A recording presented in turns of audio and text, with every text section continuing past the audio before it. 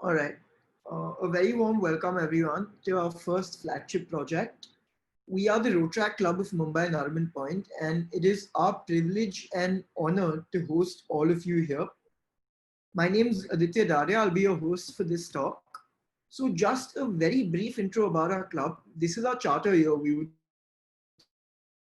just founded this year. And Project AYNA is our flagship project. AYNA in Hindi means a mirror.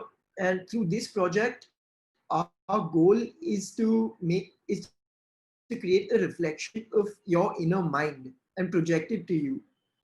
Our goal is to promote happiness in these uncertain times. And we've had a series of talks in the past which have culminated to this 2-day event titled Heal Thyself for for celebrating Mental Health Awareness Day today. So once again, very happy Mental Health Day to all of you, and we hope that we truly can create an impact. The second leg of our project, other than creating awareness and destigmatizing therapy, is something that we realize that just creating awareness is not enough.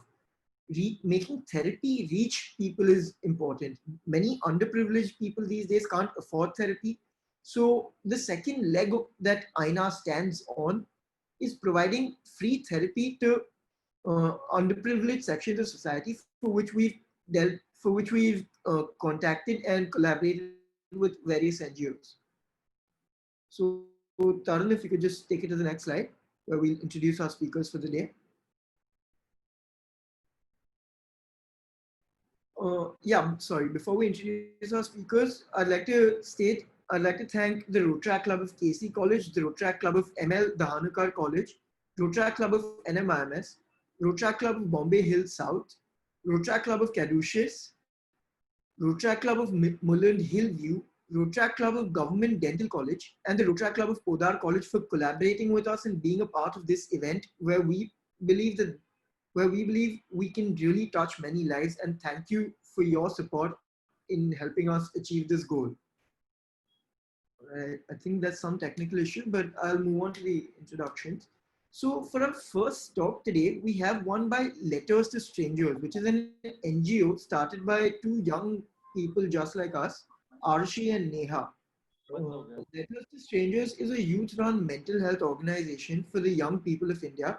They recognize that the lives of the busy youth of today are they recognize that in the lives of the busy youth of today, it is important yet a missing element, which is having someone to talk to or simply someone to listen objectively yet with utmost empathy.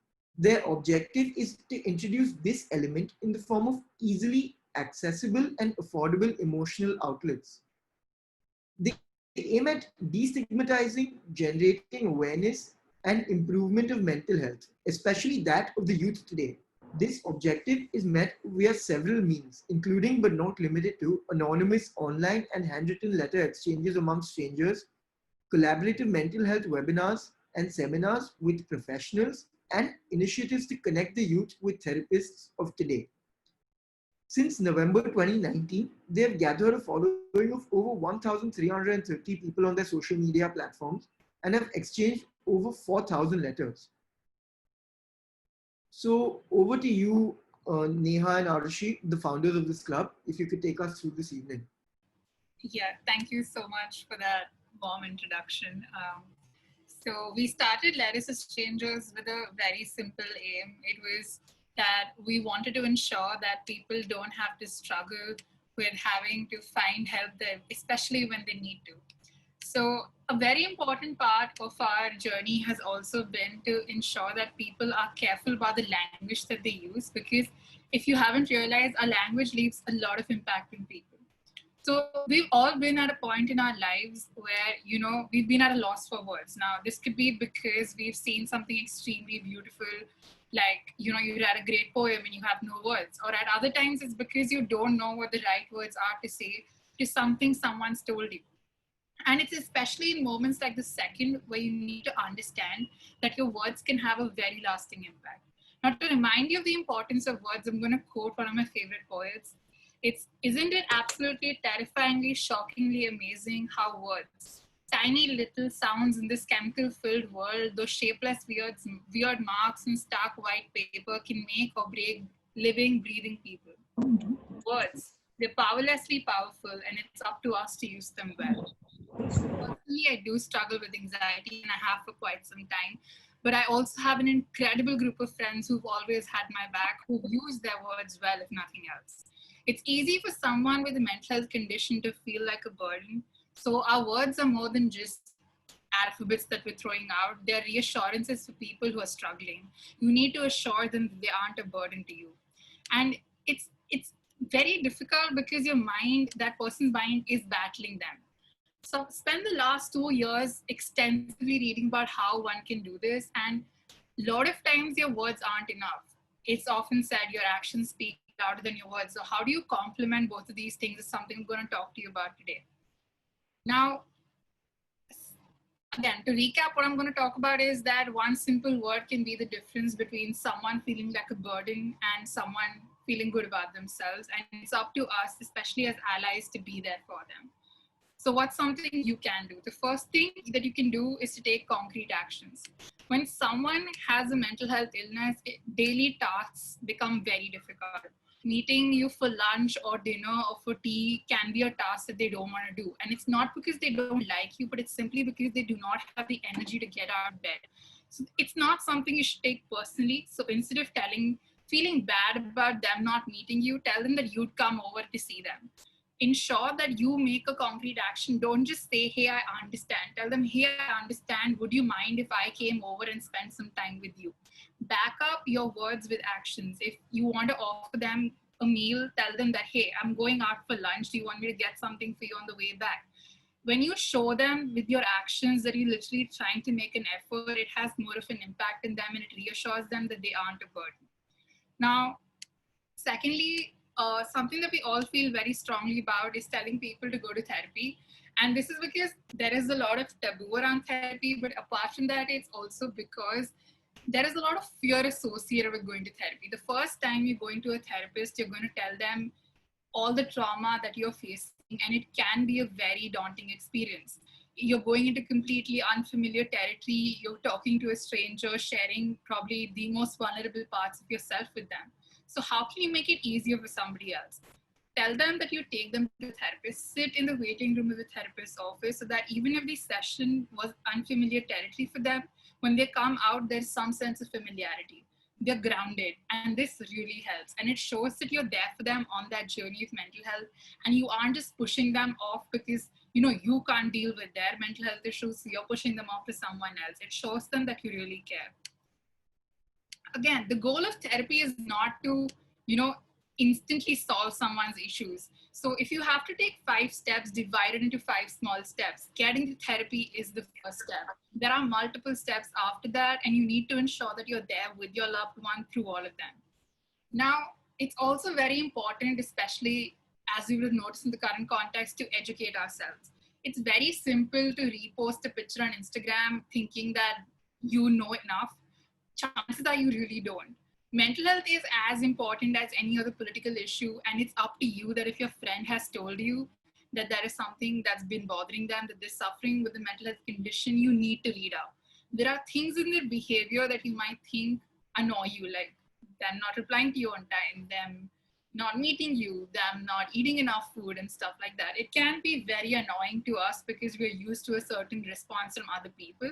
But we need to understand that a lot of times this isn't their fault. It's the mental health condition is literally not letting them take part in general conversations, and you need to be aware of their mental health condition, their symptoms, how it manifests itself in people. Secondly, the more important thing to take care when we actually do look up things online is that not everything online is going to apply to everybody. Not just because someone says that if someone is suffering from depression, they're going to react this way.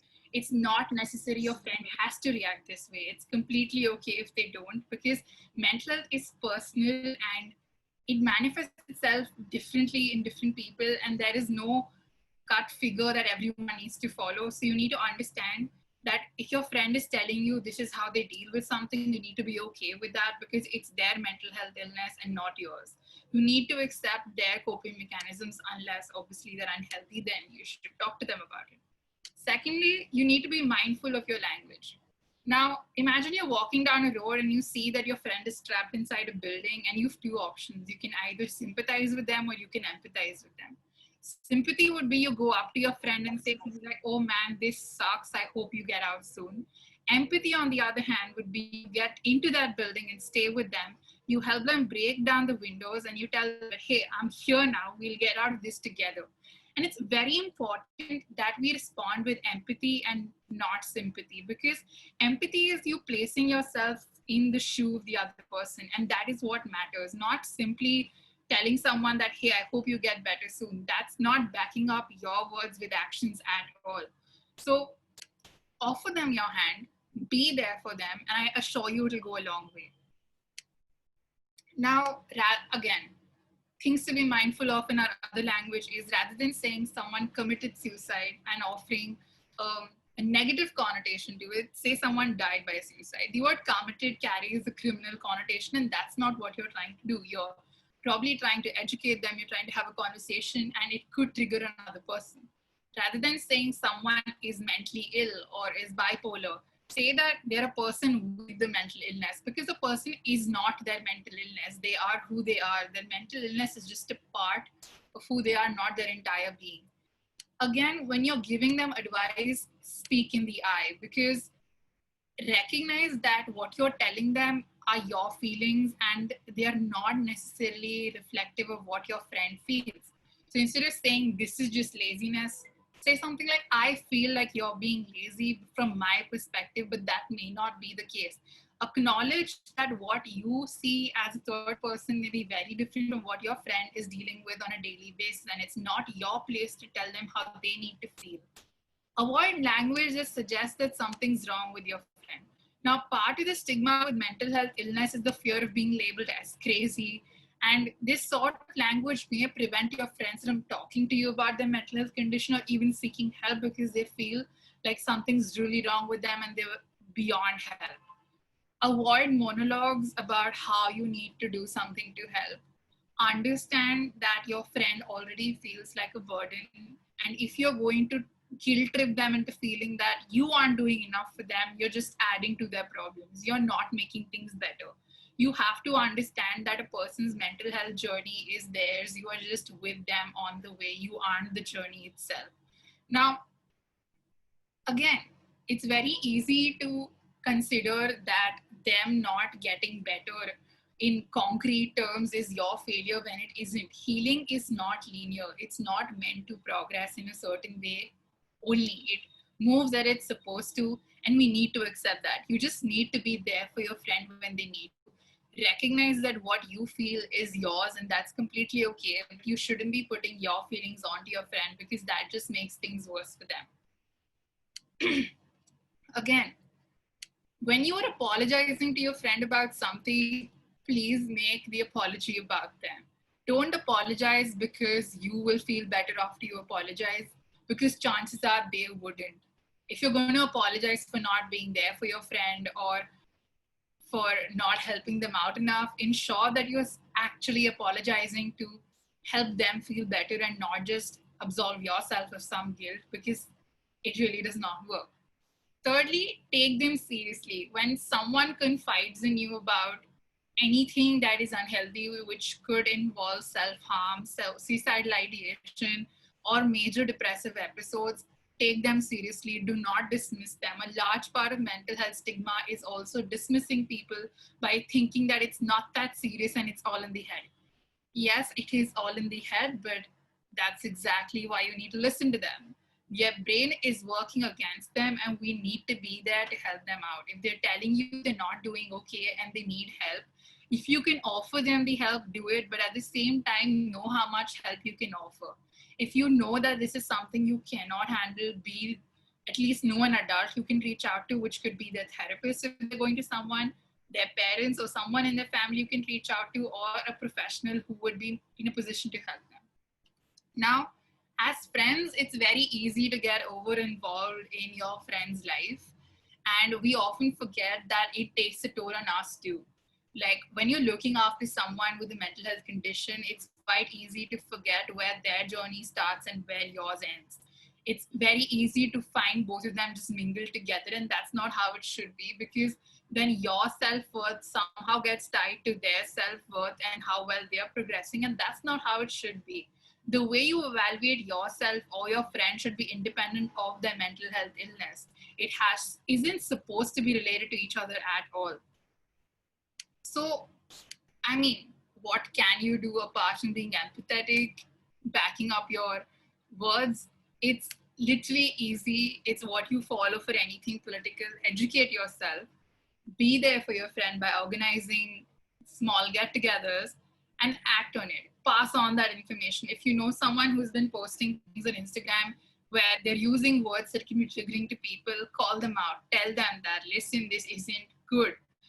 When you're talking about advocacy, it doesn't have to be large scale. It can be quite simple as going up to someone, talking to them, and making a change with one person. That's exactly how Let Us Strangers started. It was about effecting a change for helping at least one person feel better. Lastly, let your friend help you. Sometimes we get so caught up in what we can do to help others that we accidentally erode their own agency. Maybe what someone needs isn't for you to fix them or to help them, but rather just be there for them no matter how good your intentions are. Maybe they just need a reminder that they're a human being of their own, that their agency still exists with them, that they can be of help to someone else too. So if you're struggling, if you're having an issue, go talk to them. It'll show them that you confide in them too, and it'll make the process two-way, and it'll make it a lot more comfortable to them, because it wouldn't just seem like them coming and offloading their stuff on you and you having to keep it within yourself. They also know that you are a confidant for them too. This is important because, it goes back to the age-old question of how do you help someone who doesn't want to be helped? It's very easy. Sometimes they aren't really aware that they need help because their mental health condition does not make them believe that this is not normal. So go to them, talk to them, and let them come to you for help. Do not offer them your help by forcing it down their throat. Chances are they will not accept it. Chances are they might just get more angry with you. So while it can be very testing on your patients, do not forget to empathize. Remember that this is their journey. This is the most important part of being an empathetic person, realizing that that person with a mental health condition still has their own agency, that they still deserve to talk, they still deserve to take up space. And I've spoken so much, like about 20 minutes, about how we need to be there for others, but at the same time, we need to be there for ourselves too. We could have prior commitments that could have taken away substantial amount of our energy, and it's only fair to tell your friend that just how you require consent for intimate acts, it's okay to have consent for small things, as your friend coming and talking to you about that trauma. Because what good will it be if they come to you and talk to you and you do not have the energy to respond to them? Chances are, if you don't respond in a way that they imagined you would, they're going to feel worse. So develop a sense of consent where your friend checks in with you before talking to you about that trauma, because it can be triggering to you as well. As important as it is to place another person first, it's also equally important to place yourself first. Now, you have to understand, as I said before, that healing is never linear. It's always some steps ahead and it's some steps back. So don't set unrealistic goals for your loved ones. Do not expect them to cure their depression in 10 days because they've started seeing a therapist. That's not how it works. In 10 days, you probably have one session of therapy. Have smaller goals, like today your friend got out of bed and they made breakfast for themselves. That's a goal that they can achieve, and it's these smaller goals that will culminate. So if I'm supposed to take 5 steps, don't look at it as 5 steps that I need to take. Look at it as 5 smaller steps, individual steps that I can take to cover the entire distance. Have realistic goals for your loved ones. And lastly, the power of vulnerability. Now, the thing that underlies both our words and empathy is vulnerability. To quote Brené Brown, daring greatly is not about winning or losing, it's about courage. In a world where scarcity and shame dominate and feeling afraid has become second nature, vulnerability is subversive, uncomfortable, dangerous at times, but it's equally important. And putting ourselves out there for our friends or for anybody else is at a greater risk of getting hurt, because your friend might take longer than you thought to get better, or it might start affecting your mental health. But isn't that what it means to be human? To care about people you love, to be there for them in any way imaginable. So I'm standing here looking at what we've been doing for the past 1 year, and one thing that's remained constant in all of our work has been the vulnerability that we've tried to enforce into people when they're doing our letter exchanges. That if you're trying to be there with someone, don't just tell them that you hope they get better. Empathize, tell them that you're there with them in the same hole in the ground if you need to be for them. Mental health is important, and so is kindness. So I'd like to just end this small rant of sorts by saying that don't forget to place your mental health and kindness towards yourself on the list of things that you need to care about. Because your work has just begun, chances are you're in for the long run. So you need to ensure that your energy lasts. So that's one bit of our segment. The second bit is sort of interactive, where we're going to ask you a couple of questions and we hope you'll respond. So something that we've been doing for Mental Health Day particularly has been asking people questions. So if you had to write to your younger self or your older self, words of hope, things you want to tell them about the weird time we were living in, what's something that you tell them about? Like, anyone who wants to go, like, please go.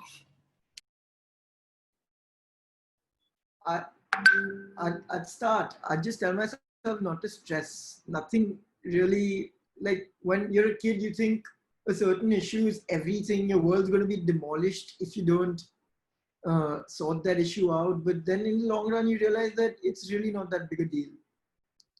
So just keep it calm and relax.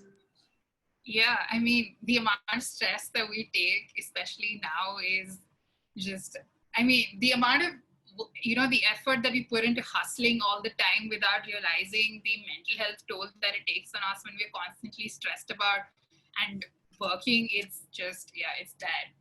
Anyone else? I'd like to go.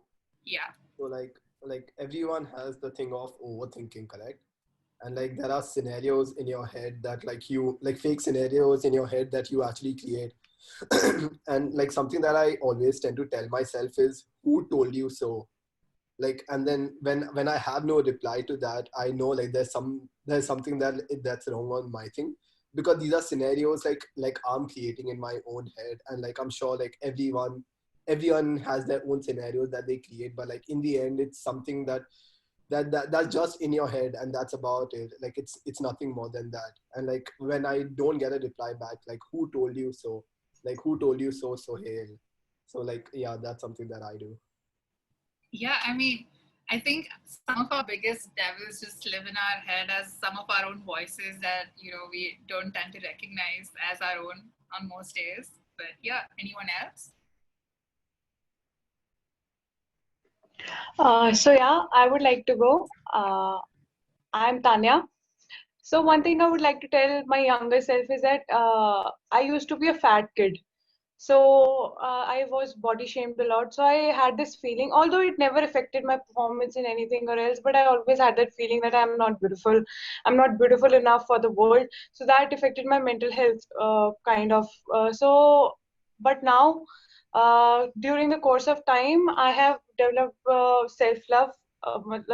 And now I would like to tell my younger self that no matter what you are, you don't require any validation. You are beautiful the way you are. So that's it. I think there's a lag of sorts. But I'm so glad that you're doing better now. And to sort of build onto that, if there's one act of unkindness from your life that, you could remove from your life, what would it be? That you've been unkind to yourself sometime in the past and you wish you could erase it, what would it be? The fact that the fact that you can't always make everyone happy. Like whatever you try, like there'll always be like one person or like two people like who are always going to like be against like what you do, or like have a different opinion than the majority. But yeah, like that's something that I've learned like growing up. Yeah, I mean, it's surprising that, we've learned it. It takes us so much time to learn that making everyone happy is not a part of our larger goal in life. Just being happy ourselves is more than enough on most days. But yeah, that's a great point. Anyone else? Just to not be so strong-headed about my goals and life plans, because the way life changes, it's very unpredictable. And if it doesn't change, in fact, if you stick to your life plans, then it's the weird thing. It's not the normal. Yeah, I mean, I relate to that on a very personal level. Like, I remember being very stubborn about where I wanted to go to college, and those plans shifted. And then something my mom kept saying was, if something happens according to your wishes, it's fine. But if it happens not according to your wishes, it's even better. I don't know if I agree with her because I'm not that enlightened yet, but I hope I do soon. Anyone else?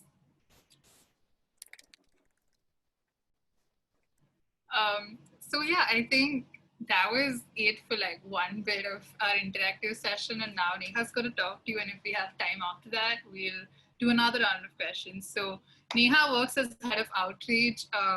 If I had to attribute a superpower to Neha, it would be that my messages are read before they're even sent. There is never a time where I've asked Neha to help me out with something and she said no.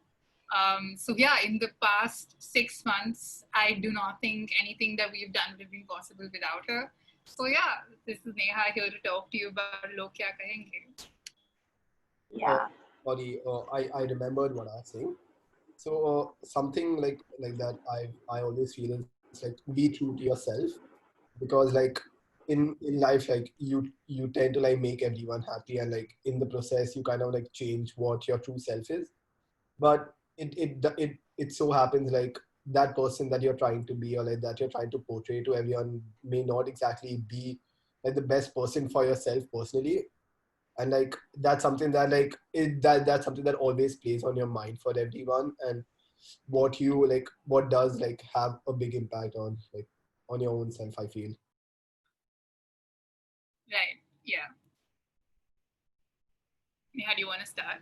Yeah, so I'll start. So today I'll talk about Log Kya Kahenge. So before starting, like, tell me one thing. Before doing or saying something in public, or when you're asked to present something in front of a big crowd of audience, what is the first thing that comes to your mind? Or what is that question that you ask yourself? Probably like how are people gonna react to what I have to say. Just whether I'd be impressive to them or not. Yeah. So like most of the people, like I can bet 99 of the people have the answer ki log kya kahenge. So ki what if I do this, and what if it turns something that is wrong, or something that I embarrass myself.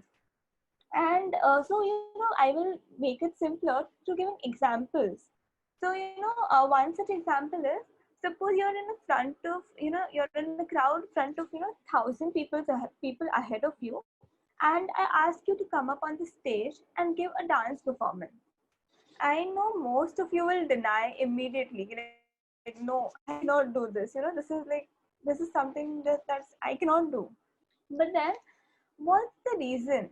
The first thing that can strike through your mind was your reputation. You would have thought that I don't know how to dance well, or what if I don't perform well, or what if people laugh at me?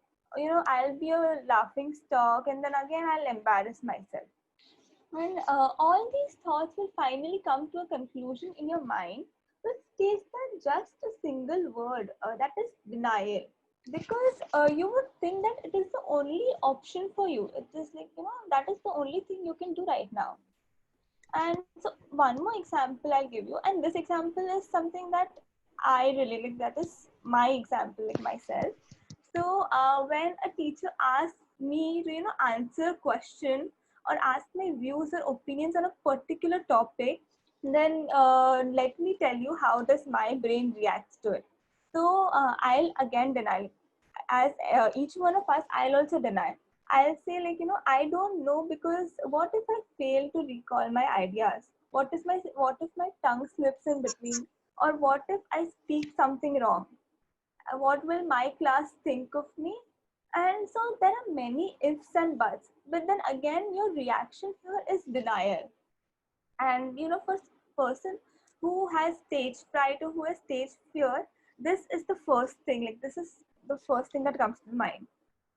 And then even when there are many people who are not feeling, who are not at peace mentally, who want someone to talk to, who wants to see a therapist, or who feels that I need someone to talk to. I think I need counseling.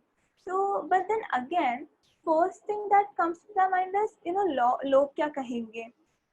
They will think that I am weak, or will they just laugh over it and say कि इसमें क्या इतना upset होने वाली बात है, it's just a small thing. So but you don't know how critical that issue is for that person. It is very subjective. They might then say कि so I shouldn't visit anyone because they will judge me. And this Indian culture has this mentality we should be strong, and they don't at all consider emotional expression. They feel that emotional expression is for something those who are weak, which is not at all true. So and because of this mentality, or because of this mindset, people might again come into denial, or again deny going to a therapist. So also note one thing, that when you don't confront your problem, it might just build up. And if you think nahi chalo, I'll just distract myself and I'll feel better after some time. But then again, you're suppressing it. You're Neha, I'm sorry, I think you've been muted. yeah. Yeah. So yeah, you can hear me now. Oh. Yes. Very good. Yeah, so when you're denying all your problems, when you're distracting it, you're again suppressing it, because again, like suppression has its own harmful effects, and it can turn over to spill. It can it can turn into a spillover effect. A spillover effect is where it starts affecting all your other aspects, supposing work, school, college, anything. So that is what can happen with you. See, one problem can cause you harm in many different directions. So, and guys, why do you think it is so much important to think about others before doing something? Just do what makes you feel happy and what you feel is right. But do not do something that is destructive for the society, obviously. But yeah, do what gives you the real pleasures of life. Even if it may be, sleeping, or just watching your favorite movie, or, reading a book that might sound a cheesy novel or something for others. But then if you like it, then yeah, read it. Why not? Then this is the key to your wonderful and happy life. Also, usually there is this case that a person wishes to express his or her talent in front of the whole world, but the nervousness and anxiety and that becomes a barrier. And actually, it is the fright of the society, and it's the comments that they pass, or the way that they judge. That is what makes you anxious presenting yourself in front of them. That is what can create hindrance. But you just don't need to think of them. Just give it a shot. And the ideology that is required to beat this disease is just a four-word phrase. That is, let's face the world. And this is the antidote for log kya kahenge. You should just face the world. It's okay. And say to yourself that let people say what they want to say, and I'll do whatever I want to do. And remember that in today's world or today's era, no one has the time or energy to look at what others are thinking and what this person is thinking. It is just in your mindset. It is just in your mind. They don't even think कि, you might feel कि अरे so sometimes so for example, if you're crossing a door and you stumble, and there are like many people, you might think no, I have embarrassed myself, and they are thinking like how foolish is this person. But no, they are like so busy you don't even know if they have noticed it or not. So yeah, just go and face the world, because no one has the time and energy to put कि नहीं, they will point out such things. No, they will just think about it once or like max to max twice and then forget about it. And then so now there is one more thing that another like, common factor that most of the boys in the Indian society face, and that is you cannot emotionally express yourself, which is totally wrong. Like it is not something that it is not right. All of us have emotions, and we need to express them. So if you see, if a girl is crying, she will get sympathy as well as empathy and love from all over around her. Like, they will come and ask her, like, what's the problem? Share with me. They will ask her everything, like small single detail. But if it is a boy, he will not be getting any of this. Like, see, this is not, I'm not generalizing it for everyone, but I'm just saying that what is, commonly observed. And if you have such people around you who encourage you, that is the best thing you can have. Be like, you're really, really lucky to have them. Because, there are people who, in the crowd who will just say, just see at him. He is such a grown-up child, but he is still crying. He has no shame at all. He cries like a girl. So this is like the statement that everyone says is he cries like a girl. But no, there is no such thing as gender in crying. Anyone can cry. Anyone can. And so they also say, he does not have the characteristics of boy or cries on pity things and so on. And there is there are no characteristics as such that define two genders. We are all equal, and we have that equality to express emotions. So this is very common. So don't think it as something new and odd. I have seen it many several times. But believe me, this can have harmful effects in future. As it is built up, it can create again the spillover effect, in other areas. And research also shows, it can turn up into domestic violence too. And the whole point of this example was, you can express too. It's not only girls have to express or something, boys can express. And also one thing, if someone is expressing or appreciating, expressing or telling themselves, letting them out or expressing, so tell them that you appreciate what they have done and you're proud of them. So in this one statement, even if you don't know them, just and if they have put it in a Instagram story or something, just a text message, I am proud of you. This is very difficult. This might have seemed, this was very difficult, and good you did it, because you're breaking the that stereotype, and this one thing can make their day, and this can encourage them. So and now I will focus on another topic, like another thing that is very, very prevalent. Again, it is, I think, the Indian society. So that is as like assuming a girl and boy are friends. So because whenever like they go to, if they assume that there is a boy and there is a girl who are just friends, and they go to a restaurant to have lunch together, and the people there see them having lunch, laughing, talking, and enjoying. So instead of thinking, thinking if they are just friends, they might think that no, they are into a relationship, and they might pressure them or judge them. Similarly, if we see a girl or boy walking on the streets alone without even considering the fact that they can be just good friends, people just start giving them dirty names or say that they are characterless people or such. But that's not it. Like, why can't they be just friends? And this is something I've seen very common in Indian scenario. And like anyone, and even if it is your friend, they just think, like, there is something happening. And then when it is like most of the time it happens like when there is one or two, like few females in the group, and many boys, so they definitely judge. But that's not true. So what you can do is just ignore it, let them be, and let them say what they wish to, because and don't let them affect you personally, because your personal health, your mental health matters more than theirs. Because sometimes there are people, sometimes you cannot tell them, or you cannot confront them and teach them something if they themselves don't want to accept it or don't want to change. So don't let it affect your mental peace. Just ignore it. And yeah.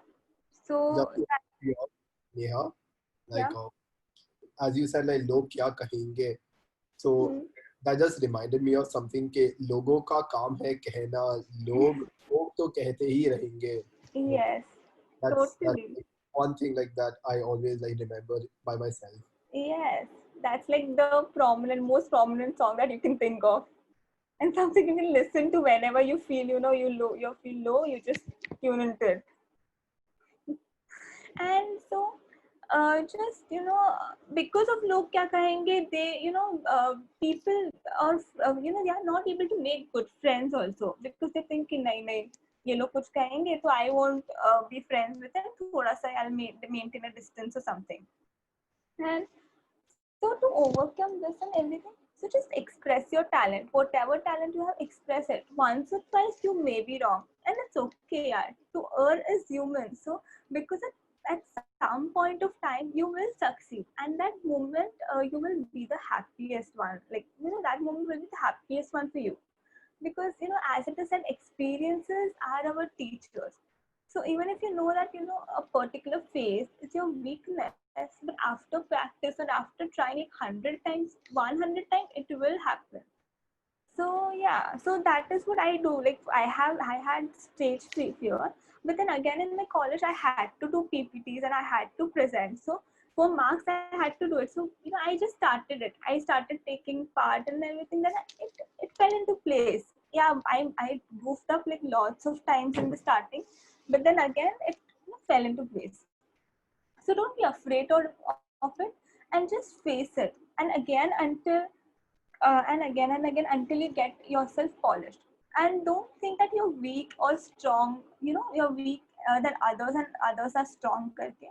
Remember that no one is perfect, and even those who are judging you are not perfect. They themselves have flaws in them. So we have got one life. So let's enjoy it and leave behind all the societal pressures and enjoy the real pleasures of life. And just express, what you feel, and life will make you happy. And if you feel like saying something to anyone, just say it. Don't think twice, or don't just keep on analyzing कि बोलूं कि नहीं बोलूं. Just say it. And if you want to do something, do it. And make your own roles to work on, and don't just follow others. Be a leader and not the follower. So I know it is like easy to say and difficult to put into practice, but yeah, it will happen. Once you are determined, it will definitely happen. And so before doing something, don't think log kya kahenge, because sometimes the public opinions also change according to time. And see, they had some personal experience and then their opinion changed again. So don't let it happen to you, because you don't personally take what they are saying. Don't let it affect you personally. And so people will deny your ideologies while you're working upon them, but you should never lower your self-esteem or self-confidence. It will, when you go right, it will again fall into place and they will again appreciate you. So yeah, that's from my side. Yeah, I mean, to sort of build on that for the next round of our interactive session, we often tend to think of peace as, a commitment to fight against injustice or against everything that is wrong in our society. We take it as a personal mission. But isn't peace something more internal? Like, you need to be at peace within yourself before you can just go out and start fighting battles on behalf of other people. And something that we've realized during the lockdown, like at least I have, is that unless I'm at peace with myself, there's not much I can do for another person. So, I mean, what has worked for me has been a very unhealthy coping mechanism, which is overworking myself to the brink of questioning why I'm doing so much work. And again, a part of that piece is realizing that it is wrong. So while a lot of our coping mechanisms can be unhealthy, part of the solution is realizing they're wrong and then working to make them better. So what's some of your coping mechanisms? How do you bring peace to yourself so that, you're able to fight for other people? Like, yeah, tell us. So one of my coping mechanism, so whenever I face with something distressing, all I do is, to tune into some of my favorite movie, or, read my favorite book, or else the last thing, I'm very upset, I do is sleep. Because it helps a lot. It helps a lot. And then I feel better. Yeah. something something that something that I do is like I kind of joke about it. Like I know like it's a not really a pause, but it kind of works for me because like I see to myself like if it's something that I can joke about, like I'm sure like it's not as big a deal as it is, and like if I can have a laugh about it myself, like I know like I can get on the positive side of it. Yeah, I mean, as long as we're able to find like some silver lining, even if it's in the form of humor, I think that's acceptable. So yeah, anyone else? Like for a lot of people that I know, it's listening to metal music at alarming volumes till they might go deaf. And I mean, acceptable. Like what works for you works for you. So like even if your coping mechanism is something completely what people might call crazy, like just feel free to tell us what you do, because a part of the series that we're doing today is how do people indulge in self-care, and establishing your peace is one of those things. So like generally just tell us your craziest ideas that you do to look after yourself. So Aarushi in the chat box said that she personally goes to sleep, which I think actually is really helpful. But mine is something really weird because what I do is I immediately go for a shower when I feel sad because that's just my rebooting mechanism. It's like I'm starting my day again once I take a shower. Yeah, I mean, isn't that like works, right? Like you're like, okay, see, the day has not yet started. It can't be messed up already. It's a good way to go about things. Someone said listening to music. Yeah, I mean, just give me anything that, activates the Tumblr version of Sad Boy Hours. I'm set for life. So yeah, I think that's pretty much it from our side. In case you have any questions about mental health or anything that Neha and I have spoken about, please feel free to shoot them in the chat. So Karan had a question where he stated, how do you fight your own biases when you yourself have a prejudice against something, but you know that you're not supposed to have that prejudice? How do you fight that bias? I think a large part of I mean, again, if I'm interpreting the question correctly, a lot of these biases are against ourselves. So I think part of the journey is realizing that we hold these biases against ourselves. And a large part of mental health is learning, unlearning, and relearning things. So acknowledging your biases and then understanding that these are harmful is a part of the journey. But again, acknowledging them is not enough. You have to actively work by educating yourself, reading up more, adopting more healthy coping mechanisms or behavioral patterns, and it does go a long way. You won't immediately see a change, but it does come around. It's true. I have a question. So something that you spoke about is something that I'm actually listening to like a lot. You spoke about the concept of unlearning, and that's something that's getting like a lot of traction, and like a lot of people are talking about it like in today's day. Like can you talk a little bit about like what unlearning is, and like how do you go about it maybe, or like what is it like, because it's something that I do want to learn myself, or like Right. know more about. Right. I think personally, unlearning for me is recognizing that a lot of what we hold as values fundamental to our being is something that's been passed down to us by our parents by way of living.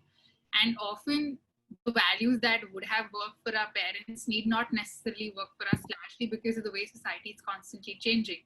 Additionally, the emphasis on mental health has largely increased now. So I think again, the way unlearning has worked for me is recognizing harmful patterns, recognizing the faults in my learning, my values, and then making a conscious effort to educate myself more. So a large part of this education obviously comes from reading, writing, and researching more, because there is no easy way out in case you want to actually do the whole process of learning, unlearning, and relearning in the better way. It's very important that you get perspectives from everywhere, and the best way to do that is to actually go out there and read.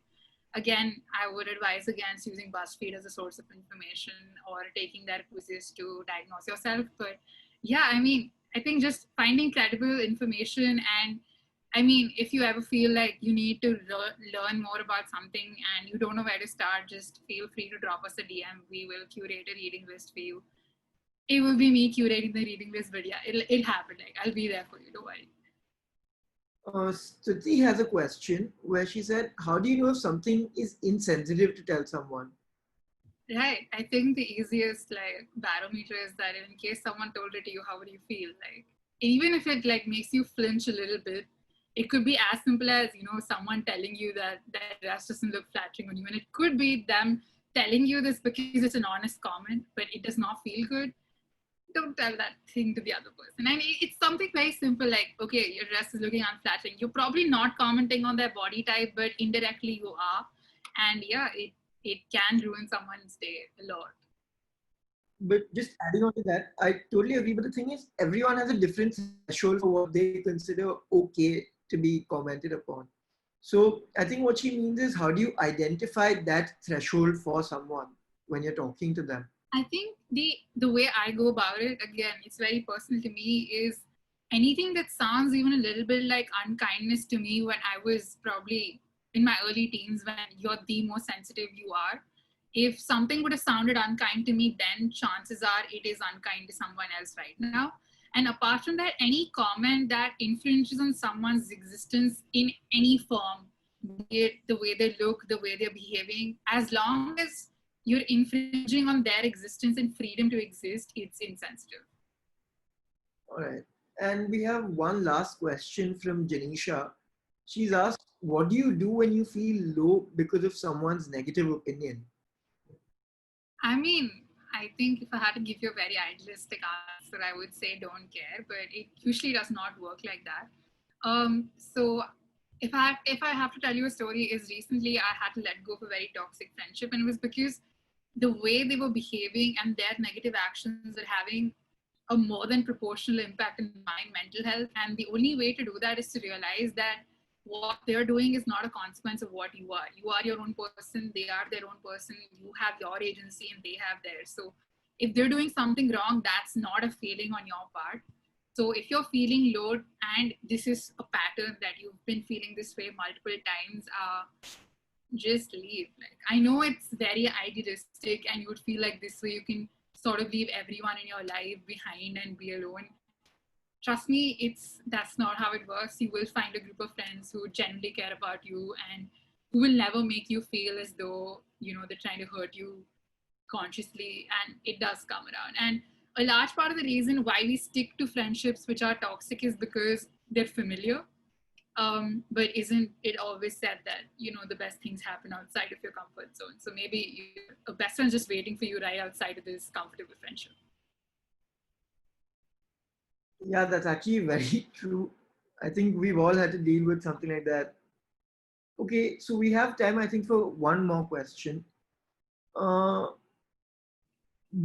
Divya has asked, how do you deal with people, even close friends, invading your personal space? How do you know when to tell them to draw the line?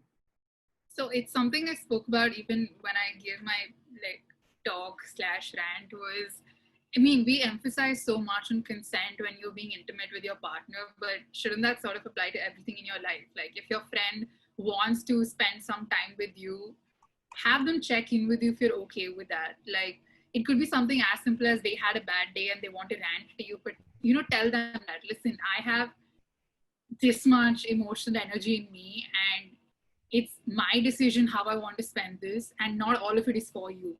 So I mean, it is a difficult conversation to have to tell your friends to check in with you, but it's something very important for your personal sanity and peace that you do have that conversation. And it does go a pretty long way. I mean, it happens in the smaller things that, you know, you don't like being touched, you don't like being hugged. Tell your friends that. It will make life easier and chances are they will not get offended. If they get offended, as I said, leave. Yeah, that's very. That's pretty much it, yeah. All right. Thank you so much for these talks. Aarushi ma'am and Neha ma'am, it's been really helpful. Just everything that you all have spoken about, in particular, Aarushi ma'am, the particular language that you need to use to address certain issues, the the particular ways in which you can be sensitive towards someone else's needs, because in today's day and age everyone has a lot of stuff going on in their heads, and we often focus only on ourselves and fail to address the needs of others. But this has been really helpful. And Neha ma'am, thank you so much for your talk on Log Kya Kahenge. It's so relevant right now because when we live in a society such as the Indian society that you mentioned, we always feel that the spotlight is always on us, and every action of ours is going to have consequences that may or may not affect our reputation. And in particular, the weakness that you have associated with crying, we really hope that together your organization and our organizations can destigmatize crying and make it a sign of strength that let you're willing to portray your true emotions. So thank you so much. And just one thing, as a part of Project AYNA, we realized that just raising awareness for mental health is not going to be enough. We need to let mental health reach the underprivileged, the people who can't afford it, which is why we started an initiative where we will be funding therapy, funding mental health from qualified professionals to underprivileged people. We have identified certain NGOs who shall be providing uh, who shall identify the people in need, and we shall provide funds for help with these NGOs. So if you could just scan this QR code, or a link will also be put up in the chat box. Yes, I think my friend Aarushi has put that up. If you could click on that link and just donate whatever you feel, just whatever is comfortable for you, just pour your heart out if you can, because we really want to touch as many lives as we can, not just the minds, but also the hearts of people. Thank you so much for this very talk. It's been our pleasure having you here. And we request you to accept a token of our appreciation, which should be reaching you momentarily. Thank you so much once again. I hope you have a lovely event. Thank you. Thank you for inviting You us. can join us for the rest of the event whenever you're free and comfortable to.